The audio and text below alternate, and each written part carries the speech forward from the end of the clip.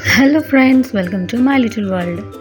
మనం ఎప్పుడు కామన్గా చేసే ఇడ్లీ, దోశ, వడ ఇలాంటి రొటీన్ టిఫిన్స్ కాకుండా హెల్దీ వేలో ట్రై చేయాలి అని చెప్పి నేను 2 రెసిపీస్ ట్రై చేశాను. చాలా బాగా వర్కౌట్ అయింది. దీనివల్ల వెయిట్ లాస్, ఇమ్యూనిటీ ఇంప్రూవ్ అవ్వడానికి చాలా బాగా యూజ్ అవుతుంది. ఒక ఫ్రెష్ కోకోనట్ని తీసుకొని కోకోనట్ మిల్క్ సపరేట్ చేసుకోవాలి. ఇలా ఒక ఫ్రెష్ టవల్లో వేసుకొని మిల్క్ని సపరేట్ చేసుకోవాలి. మీరు కోకోనట్ బదులు ఆల్మండ్ మిల్క్ అయినా లేదా నార్మల్ మిల్క్ అయినా యూజ్ చేసుకోవచ్చు. ఇలా సపరేట్ చేసుకున్న మిల్క్లో 3 table spoons of votes, 1 table spoon of chia seeds add చేసుకోవాలి. చియా సీడ్స్ని ఎప్పుడు కూడా డైరెక్ట్ తీసుకోవద్దు. దాన్ని ఒక 20 మినిట్స్ అయినా సోక్ చేయాలి. ఇలా బాగా మిక్స్ చేసుకొని ఫ్రిడ్జ్లో పెట్టుకోవాలి ఓవర్ నైట్. నెక్స్ట్ డే దీన్ని తీసి బాగా మిక్స్ చేసుకొని మీకు నచ్చిన ఫ్రూట్స్, డ్రై ఫ్రూట్స్, బెర్రీస్ ఏవైనా యాడ్ చేసుకోవచ్చు. నేనైతే all type of berries add చేసుకున్నాను. ఇలా ఏదైనా యాడ్ చేసుకోవచ్చు ఇందులో.